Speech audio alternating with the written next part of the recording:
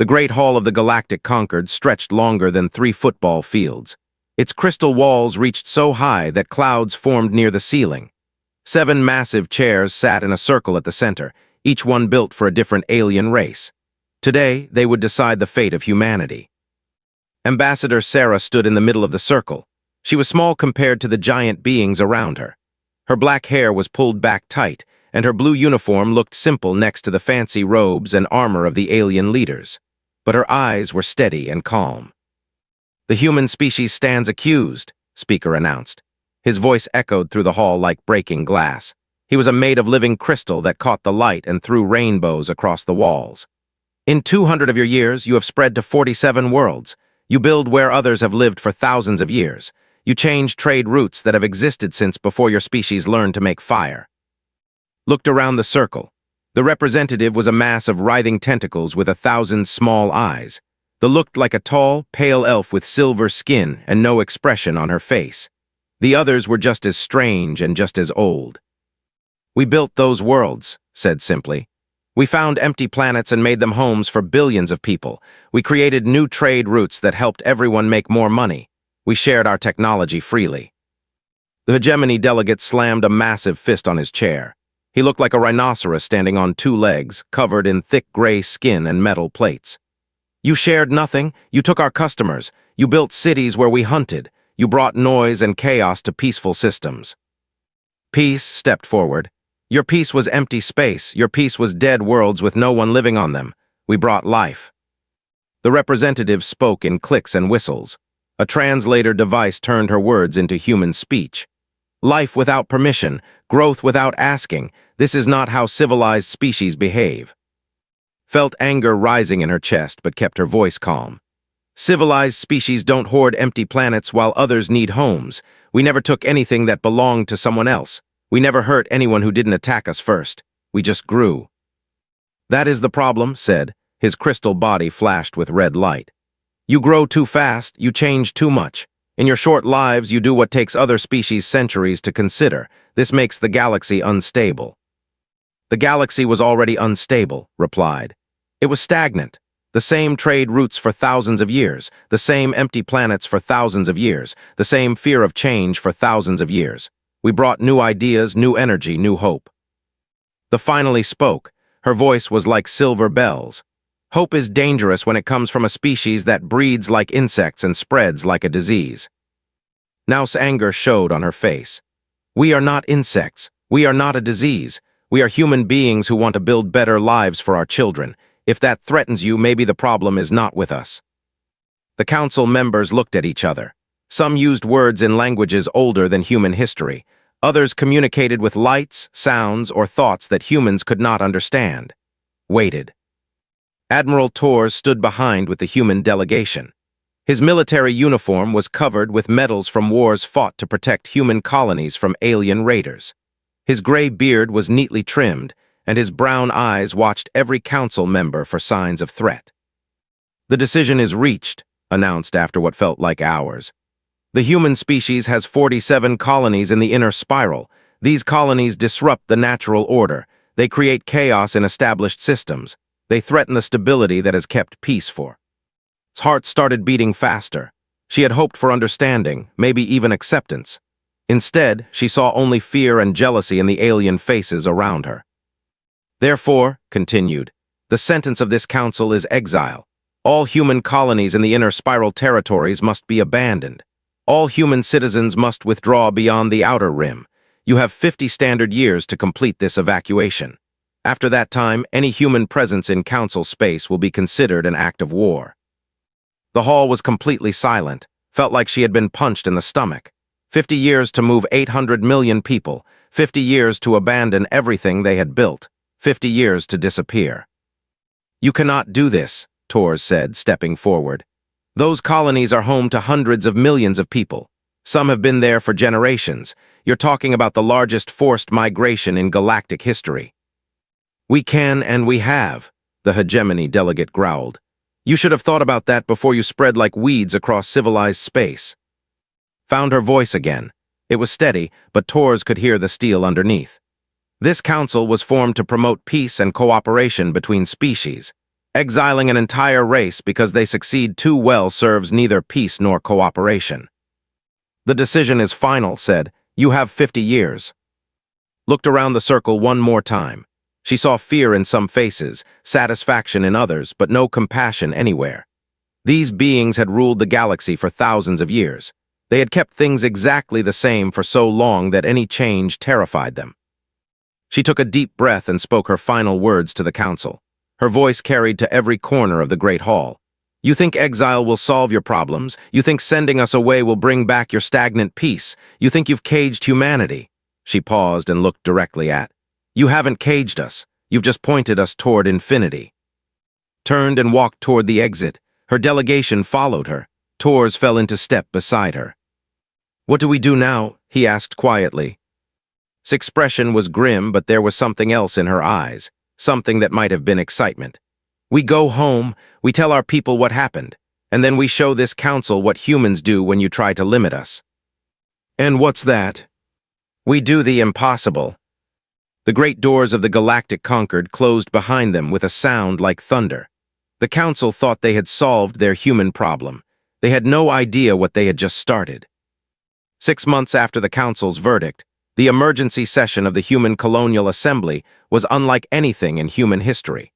Representatives from all 47 colonies had gathered on Luna Station, either in person or through quantum communication links. The massive chamber buzzed with nervous energy as 800 million people waited to learn their fate. Ambassador Sarah stood at the central podium. The weight of representing humanity's future pressed down on her shoulders, but her voice was strong when she spoke. The council thinks they've sentenced us to exile, she began. They think they've broken our spirit by forcing us to abandon our homes. They're wrong. A murmur ran through the assembly, waited for quiet before continuing. We've spent 6 months studying this problem. Our best minds have worked day and night to find a solution. Today, I present to you the long journey plan. The massive screens around the chamber lit up with star maps, ship designs, and population charts, gestured to the displays. The council gave us 50 years to leave council space. We're going to use 35 years to prepare, and then we're going to show them what a real exodus looks like. Doctor stepped forward from the science delegation. She was a small woman with wild gray hair and eyes that sparkled with excitement. Her fingers danced over a control pad as new images appeared on the screens. We've been working on something special, said. For years, we've been studying alien technology, learning from every species we've met. We've taken their best ideas and made them better. The screen showed a massive ship design, larger than anything humans had ever built. This is the Ark-class colony ship. Each one can carry 5 million people in comfortable living spaces, with room for factories, farms, schools, and everything else a community needs. We're going to build 1,000 of them. Gasps echoed through the chamber. Captain, the fleet coordinator, stood up from her seat. 5 billion people, that's 6 times our current population. Exactly, smiled. We're not just evacuating, we're expanding. Every human who wants to come with us can come. Every human who stays behind can join us later. This isn't exile. This is the greatest adventure in human history. Admiral Tors took the podium next. His military bearing commanded attention from everyone in the room. The council expects us to scatter like refugees. Instead, we're going to move like an organized military force. Every ship will have escorts. Every convoy will have supply lines. Every destination will be scouted and prepared before the first colonists arrive. More displays showed fleet formations, supply chains, and defensive positions. We've identified 3 major routes beyond the outer rim. Each route leads to unexplored sectors with hundreds of star systems. While the council fights over their precious inner spiral, we're going to claim an entire arm of the galaxy. Governor Maria Santos from New Earth raised her hand. What about our infrastructure, our cities, our factories? Are we supposed to just leave everything behind? Smile grew wider. Who said anything about leaving it behind? The screens changed again, showing massive construction projects. Entire cities were being taken apart piece by piece. Factories were being loaded onto cargo ships. Even orbital habitats were being moved. We're taking it all with us, announced. Every piece of technology, every scrap of useful material, every innovation we've created. The Council thinks they're banishing us to empty space. We're bringing civilization with us. Doctor stepped forward again. But that's not the best part. We've made breakthrough discoveries in faster-than-light travel. The alien species have been using the same FTL technology for thousands of years. It's reliable but slow. We've found ways to make it better. New technical diagrams appeared on the screens. Complex formulas and engine designs that looked like nothing the galaxy had seen before. Our new drive systems can cut travel time in half. Our ships can carry twice as much cargo in the same space. Our power systems are 3 times more efficient. While we're in exile, we're going to leap ahead of every other species in the galaxy. The chamber erupted in discussion. Representatives whispered to each other in dozens of languages. Some looked excited, others worried, but all of them looked interested. Raised her hand for silence. I know this sounds impossible. I know it sounds crazy, but remember what humans have always done when someone tells us something can't be done. We do it anyway, called out someone from the back of the chamber. Exactly. The Council sees exile as punishment. We see it as opportunity. They think they're sending us into empty space. We're going to make that space ours. Captain stood up again. What about the people who don't want to leave? What about the colonies that want to stay and fight? Tors answered this time. No one has to come. No one has to leave. But anyone who wants to join the long journey is welcome. We've run the numbers. If we're right about the populations that will volunteer, we'll have the largest migration fleet in galactic history. How large? Asked Governor Santos. 50,000 ships, 800 million people in the first wave, 2 billion people within 20 years. The number hit the assembly like a thunderbolt. Watched faces around the chamber change from doubt to amazement to something that looked like hunger. The Council wanted to limit human expansion, she said. Instead, they're about to witness unlimited human potential. They tried to cage us inside their borders. Now we're going to show them what happens when you give humans an entire galaxy to explore. Representative James Wright from Alpha raised his hand. When do we start? We already have, replied. Construction begins next week on Luna, Mars, and 15 other worlds. The first Ark-class ships will launch in 3 years. The main exodus begins in 10 years. The chamber was quiet for a moment. Then someone started clapping. The sound spread until every person in the assembly was on their feet applauding. Doctor leaned over to, "You really think this will work?" Looked out at the faces of humanity's representatives. She saw determination, excitement, and something that might have been joy. The Council made one crucial mistake. They forgot what species they were dealing with. We're humans. We don't give up. We don't fade away. And we certainly don't stay put when someone points us toward open space and tells us to go. So what do? We build the future, and then we go claim it. The Human Colonial Assembly voted unanimously to approve the long journey plan. Within hours, every human world was mobilizing for the greatest adventure in their species' history. The Council had intended exile as an ending. Humanity was about to turn it into a beginning. Captain Wei Ming stood on the bridge of the UHS Endeavour and watched history unfold before him. Through the massive, he could see the first human Exodus fleet stretching in all directions. 5,000 ships of every size and type moved together through space like a river of stars. Fleet status report, he called out. All ships reporting ready, sir, came the reply from his communications officer. 15 Ark-class colony ships, 300 transport vessels, 200 cargo haulers, and the rest escorts and support craft. Wei Ming nodded. He was Sarah's nephew, but he had earned his position commanding this fleet through 15 years of service in the colonial navy. Today, he would lead 50 million humans into the unknown. Long-range sensors, what do you see? Lieutenant Commander Park looked up from her station. Sir, we're detecting multiple star systems ahead. The Goldilocks cluster is exactly where our probes said it would be. 12 systems, 8 of them with habitable worlds. Any signs of intelligent life? Yes, sir. We're picking up basic radio transmissions from the 4th system. Technological level appears to be early space age, maybe equivalent to human technology from 200 years ago. Wei Ming felt excitement building in his chest.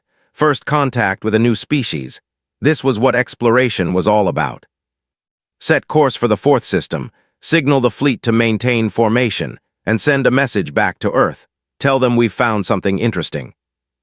3 days later, the human fleet entered orbit around a blue and green world. The planet was beautiful, with 2 small moons and rings of ice that sparkled in the sunlight. Primitive satellites orbited nearby, clearly the work of an intelligent species. "Captain," his science officer called out, "we're receiving a transmission. It's in a language we don't recognize, but the mathematics are clear. They're asking who we are. Put together a response team. I want our best linguists and diplomats ready for first contact." The first meeting took place in a small conference room aboard the Endeavour. The alien delegation had arrived in a simple spacecraft that looked like it was held together with spare parts and hope. Their leader was introduced as a member of the species. Looked like a cross between a reptile and a bird. She stood about 6 feet tall, covered in blue-green scales that shifted color when she moved. Her large eyes were intelligent and curious, and her voice had a musical quality when she spoke. "You are not like the others," she said through the translation device that human scientists had quickly developed. "The others come and take, you come and ask." Captain Wei Ming sat across the table from her. "We're explorers and refugees. We come from far away and we're looking for new homes. We don't want to take anything from you." "Refugees?" A's scales shifted to a deeper blue. "You have so many ships, such advanced technology. Who could exile beings like you?" "The old powers of the galaxy," Wei Ming replied. "They fear change, they fear growth. They sentenced our entire species to exile rather than accept that we might do things differently." Made a sound that the translator indicated was laughter. "The Council of Seven, they did this to you. You know them. Know them, we have suffered under their rule for centuries. They control our trade routes, limit our technology, tell us which stars we may visit. They treat us like children who cannot be trusted with dangerous toys." Wei Ming leaned forward. "What if I told you that doesn't have to be the way things are?" Over the next several days, human scientists and diplomats worked with to establish a permanent communication link. What they learned changed everything. They were one of dozens of minor species kept under strict control by the Council. They were forbidden from developing certain technologies, restricted in their expansion, and forced to pay tribute in resources and labor. For 300 years, they had dreamed of freedom but never dared to reach for it. "We offer you a choice," Wei Ming said during their final meeting. "Join us. We share our technology, you share your knowledge of this region of space. Together we build something new." "And in return," I asked. "Freedom, the right to grow, to explore, to become everything your species can be. No council, no restrictions, no tribute. Just the chance to reach for the stars." The council voted unanimously to join the human exodus. Within weeks, their ships were traveling alongside human vessels, their scientists working with human researchers, their people learning human languages while humans learned theirs. Doctor arrived with the second wave of human ships 6 months later. She was now in her 70s, but her mind was as sharp as ever. Her first stop was the joint human research facility that had been established on one of the cluster's moons. "Show me what you've discovered," she said to the mixed team of human and alien scientists. Dr. Sarah, the human team leader, activated a holographic display. "They have been studying this region for generations. They've identified over 300 potentially habitable worlds within 50 light years. More importantly, they know which ones are empty and which ones are inhabited." "Any threats?" I answered this question. "No major military powers. Several species like ours, kept small and weak by council policies. A few primitive civilizations that have never ventured beyond their home systems. Nothing that would prevent colonization." Studied the display. 300 worlds. Even if only half of them were suitable, that was more than 6 times the number of human colonies that currently existed. "What about resources?" "Abundant," Doctor replied. "They have provided detailed surveys, rare metals, energy sources, and biological resources that we've never seen before. Captain, we could support 1 billion people out here without straining the local systems." 1 billion looked surprised. "That's just the start," I said. "With human technology and knowledge of local conditions, we could terraform marginal worlds. We estimate the carrying capacity of this region alone could support 10 billion beings." Felt a familiar thrill. It was the same feeling she had gotten as a young scientist when she first understood faster-than-light travel. The feeling of standing at the edge of the possible and seeing infinity. "Send a message back to the Fleet Command," she ordered. "Tell them to accelerate the construction schedule. We're going to need a lot more ships." Meanwhile, on the bridge of his command ship, Wei Ming was receiving reports from scout fleets that had spread throughout the region. Each report brought better news than the last. "Sir," Lieutenant Park announced, "we've made contact with the In-System 7. They're a peaceful trading species that the Council restricted to their home system for the past century. They're asking if they can join us. And the I in System 12 want to know if we have room for another engineering species. Apparently, they've been developing new manufacturing techniques that the Council banned as disruptive to established industry." Wei Ming smiled. The human exodus was becoming something much larger than anyone had planned. It was becoming a magnet for every species that had ever felt restricted, controlled, or limited by the old order. "How many species have contacted us now?" "7, sir. All of them minor races that the Council kept under strict control. Combined population of about 200 million beings." Response: "They all want the same thing we wanted, Captain. Freedom to grow, freedom to explore, freedom to become what they're capable of being." Wei Ming looked out at the stars. Somewhere far behind them, the Council was probably congratulating itself on solving the human problem. They had no idea that they had just created something much bigger than a human exodus. They had created a revolution. "Send messages to all the species that have contacted us," he ordered. "Tell them the same thing we told the, join us, and together we'll build a galaxy where no one tells you how far you can reach." The human exodus was becoming something unprecedented in galactic history. It was becoming an alliance of the willing, a confederation of the free, and a promise of unlimited possibility. The Council had exiled humanity to stop their growth. Instead, they had planted the seed of their own replacement. Admiral Torres stood in the command center of Bastion Station and watched the tactical displays with satisfaction. 15 years had passed since the Council's exile order, and the human exodus had become something beyond anyone's wildest dreams. "Status report," he ordered. Captain, now his chief of operations, gestured to the massive holographic map that dominated the room. "Sir, we now have permanent settlements in 215 star systems across 3 spiral arms. Total population has reached 2 billion beings, including our allied species." "Allied species count." 15 different races have joined the Commonwealth, Admiral. The latest additions are the Helix builders from the Far Rim. They're offering to construct orbital habitats in exchange for protection from Council raiders. Torres nodded grimly. The Council raiders were becoming a serious problem.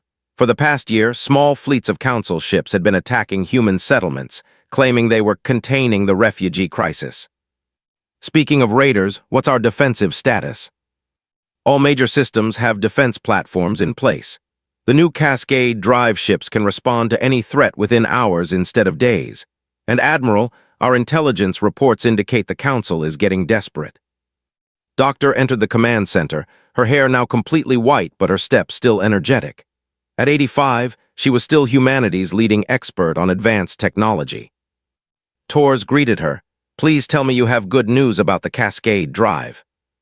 "Better than good news, we've achieved stable Cascade field generation. Near instantaneous travel across galactic distances is now possible for ships of any size." She activated a new display showing sleek ships unlike anything previously built. The first Cascade drive battleships are coming off the construction lines next month. Each one can jump from one end of our territory to the other in minutes. Combined with our manufacturing capacity, we can defend every system simultaneously. Torres studied the ship designs. They were beautiful and terrifying at the same time. "How do they compare to Council warships?" "There's no comparison," replied. "Council technology hasn't advanced in thousands of years. Their ships are larger and heavily armed, but they're slow and predictable. Our ships are faster, more maneuverable, and equipped with weapons they've never seen before." "We may need to test that soon," warned. "Intelligence reports suggest the Council is planning a major operation to stop our expansion." As if summoned by her words, the communication officer called out, "Admiral, priority transmission from the Border Patrol. Council fleet detected approaching System Nova 7. How many ships? Tors asked. 57 vessels, sir. Looks like they're planning to attack the... Tors felt anger surge through him. They had been humanity's first allies in exile. They had shared their knowledge freely and worked side by side with humans to build something better. Now the council wanted to punish them for that choice. Battle stations, he ordered. Scramble the Third Fleet. I want every Cascade Drive ship we have in that system within the hour. Sir said, the Third Fleet only has 12 ships. They're outnumbered 4-1. Numbers don't matter anymore, Tors replied. Technology does. The Battle of Nova 7 became the moment when the galaxy realized everything had changed. Council Admiral commanded the attack fleet from his massive flagship, a crystalline dreadnought that had served as the backbone of Council military power for 3 centuries. Commence bombardment of the rebel settlements, he ordered. These minor species must learn the cost of defying Council authority. His weapons officer hesitated. Sir, we're detecting human ships entering the system. How many? 12 vessels, Admiral. Small craft, unknown design. Laughed a sound like breaking glass. 12 ships against 57. These humans are even more foolish than I thought. Destroy them. What happened next shocked the entire Council fleet. The human ships moved like nothing they had ever seen. Instead of flying in straight lines, they seemed to teleport randomly around the battlefield. Council weapons couldn't target them, and Council shields couldn't stop their return fire. Captain Lisa Park commanded the human flagship, the Cascade Drive Destroyer. Tactical, target the enemy flagship. All ships engage at will. The battle lasted exactly 17 minutes. When it was over, 30 Council ships had been destroyed or disabled. The remaining 27 ships fled the system in complete disarray. The human fleet had suffered no losses. Back on Bastion Station, Tors received the battle reports with a mixture of pride and concern. They had won decisively, but they had also just declared open war on the most powerful military force in the galaxy. He said, how quickly can we expand our fleet? With the new manufacturing techniques we've learned from our allies, we can double our military capacity every 6 months. The Helix builders alone can construct orbital shipyards faster than the Council can replace destroyed vessels. Do it full military production. We just crossed a line we can't uncross. Meanwhile, in the crystal halls of the Galactic Concord, Speaker convened an emergency session of the Council. The holographic displays showed the devastating defeat at Nova 7, and the mood in the chamber was grim. How is this possible? Demanded the hegemony representative. Humans were barely capable of interstellar travel 50 years ago. Now they defeat our fleets with ease. It's not just humans anymore, the delegate replied. Her silver face showed no emotion, but her voice carried worry. Intelligence reports indicate they've formed alliances with dozens of minor species. Species we controlled for centuries are now part of their coalition.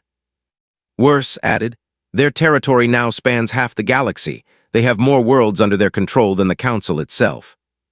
The representative clicked and whistled urgently. The translator rendered her words as, the Exile has failed.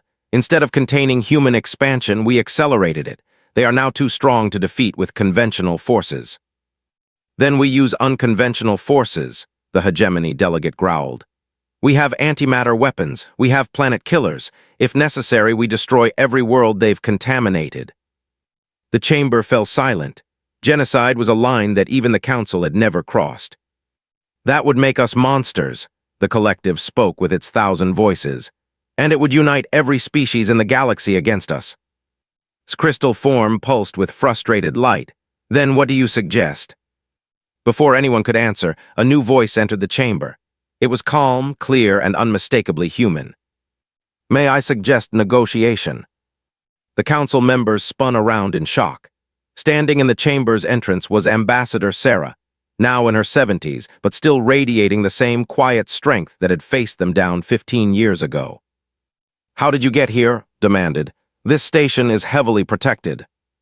Your protection is based on technology that's 15 years old, replied. We've learned a few things since then. She walked slowly into the center of the chamber, just as she had all those years ago. But now she was not alone.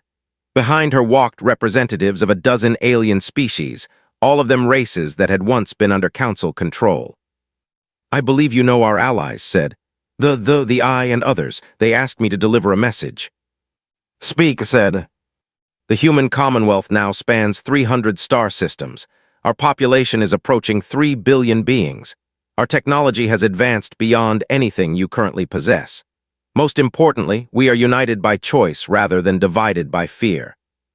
Paused and looked around the chamber. You have two options. The first is to continue this pointless conflict. Your fleets against ours, your old ways against our new ones. You will lose, but millions will die in the process. And the second option, they asked. Join us. The Commonwealth is open to all species, including yours. Equal membership, equal voice, equal opportunity to grow and explore. All we ask in return is that you abandon the old system of control and restriction. The hegemony delegate slammed his fist down again. You ask us to surrender, to abandon thousands of years of order and stability. I ask you to evolve, replied. The galaxy is changing whether you like it or not. You can be part of that change or you can be left behind by it. His crystal form flickered between colors as he processed this unprecedented situation. And if we refuse? His expression didn't change, but something cold entered her voice. Then in 50 years, when the Commonwealth spans the entire galaxy and beyond, people will remember that you chose to cling to the past instead of embracing the future. She turned to leave, her alien allies following behind her. You have time to consider our offer, but not much time. The galaxy waits for no one. After they had gone, the council chamber was silent for a long time. Finally, the collective spoke. She is right about one thing. The galaxy has already changed. The question is whether we change with it. Outside the station, boarded a sleek Commonwealth ship that materialized from apparently empty space. As they jumped to Cascade Drive, she looked back at the ancient station one last time. The council still thought in terms of control and restriction. Humanity and its allies thought in terms of growth and possibility. Only one of those philosophies had a future among the stars. 25 years had passed since the council's exile order, and Ambassador Sarah stood once again in the great hall of the Galactic Concord. But everything was different now. The chamber was packed with representatives from hundreds of species. Where once 7 chairs had sat in lonely isolation, now curved rows of seats stretched in all directions. The crystal walls showed star maps that glowed with the territories of the human Commonwealth, which now covered more than half the galaxy. Herself was 90 years old, her hair completely white and her face lined with age. But her eyes were still sharp, and her voice still carried the authority of someone who had helped reshape the galaxy. Beside her stood her successor, David Wei Ming, the former fleet captain who had led the first Exodus ships into the unknown. The Galactic Council of 7 no longer exists, Speaker announced from his crystal podium. His once-proud form looked dim and cracked with age. Today, we convene the first session of the Galactic Commonwealth Assembly. A wave of voices filled the hall as hundreds of species began talking at once. Some spoke in languages that had never been heard in this chamber before. Others used translation devices that turned clicks, whistles, and electromagnetic pulses into understandable words. Raised her hand, and the hall gradually fell silent. After 50 years of dealing with humanity, the galaxy had learned to listen when humans spoke. 25 years ago, she began, I stood in this chamber as my species was sentenced to exile. You told us we were too dangerous, too unpredictable, too willing to change the established order. She gestured to the crowded assembly around her. Today, I return not as an exile, but as the representative of a civilization that spans 400 star systems and includes 57 different species. The human commonwealth has grown beyond anything the old council ever imagined. Murmurs of agreement echoed from the Commonwealth delegates. The representative, now an elderly, nodded enthusiastically. The Helix builders displayed patterns of light that indicated approval. Even the members, species that had joined just months ago, showed signs of support. His crystal form pulsed with dim light. You have one, Ambassador. Your technology is superior, your territory is vast, and your alliance grows stronger every day. What more do you want from us? I want what humanity has always wanted, replied. The chance to build something better. She activated a holographic display that showed the entire galaxy. Points of light marked human settlements, allied worlds, and the remaining territories of the old council races. The Commonwealth now controls 60% of known space. Our population has reached 8 billion beings across 57 species.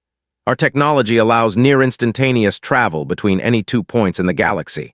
But we're not here to gloat about our success. The display changed to show new images. Massive space installations, generation ships larger than moons, and construction projects that dwarfed anything previously seen. We're here to offer you a choice. The same choice we've offered every species we've encountered. Join us in building a future where every being can reach their full potential or remain trapped in a past that no longer exists. The delegate, one of the few original council members still present, spoke in her silver bell voice. What happens to those who choose not to join? David Weiming answered this time. His voice carried the confidence of someone who had spent decades building the Commonwealth from nothing. Nothing happens to you. You keep your worlds, your technology, your way of life, but you also keep your limitations. What limitations? The hegemony representative demanded. The limitation of thinking small, David replied. The limitation of fearing change. The limitation of believing that the galaxy is too small for everyone to grow. Doctor, now 95 but still brilliant, activated another display. This one showed images that took everyone's breath away, massive ships disappearing into swirling portals of energy. Ladies and, she announced, 6 months ago, the first Commonwealth expedition ships entered the Andromeda galaxy. The hall erupted in shocked whispers. Intergalactic travel had been theoretical for thousands of years. Now humans and their allies had made it reality. The Andromeda galaxy contains over 1 trillion stars, continued. Billions of potential worlds, millions of possible civilizations, more space than every species in this galaxy could use in 1,000,000 years. She smiled at the stunned faces around her. The Commonwealth isn't interested in conquering the Milky Way. We're interested in expanding beyond it. The exile that was meant to limit us has given us unlimited possibilities. Stepped forward again. That's why we're here today. Not to demand your surrender, not to force you to join us, but to invite you to something unprecedented in galactic history. The holographic display showed a new image. The symbol of the Commonwealth, a stylized star surrounded by smaller lights representing all member species. We propose the formation of the Galactic Commonwealth.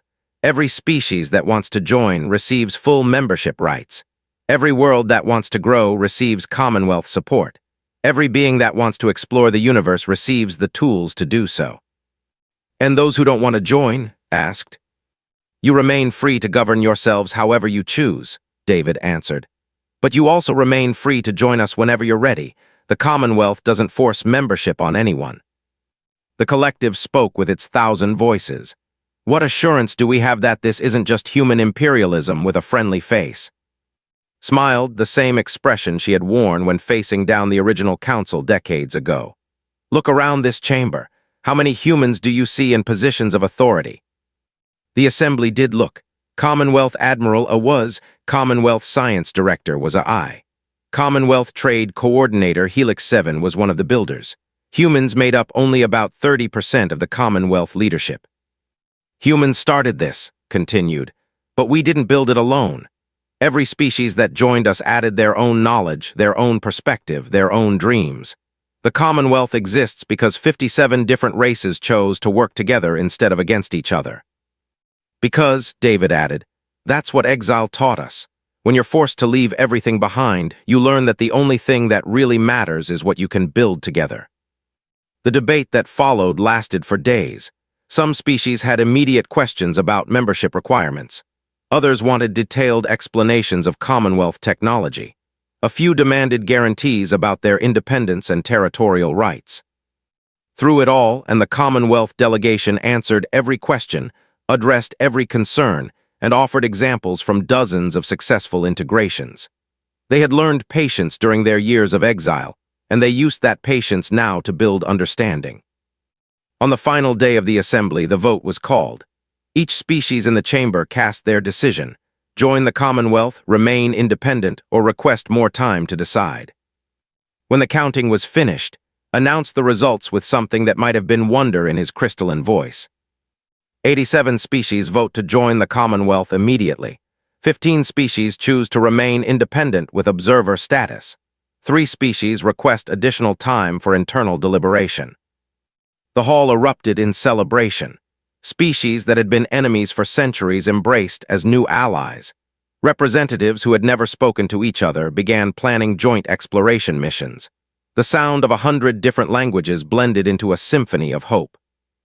Felt tears running down her aged cheeks as she watched the galaxy transform before her eyes. The punishment that was meant to destroy humanity had become the foundation for something unprecedented, a truly unified galactic civilization. David leaned over to her. Grandmother Sarah would be proud. She is proud, replied. Somewhere she's watching this and laughing at the council members who thought they could cage the human spirit. Years passed. The Galactic Commonwealth grew to include over 90% of known species.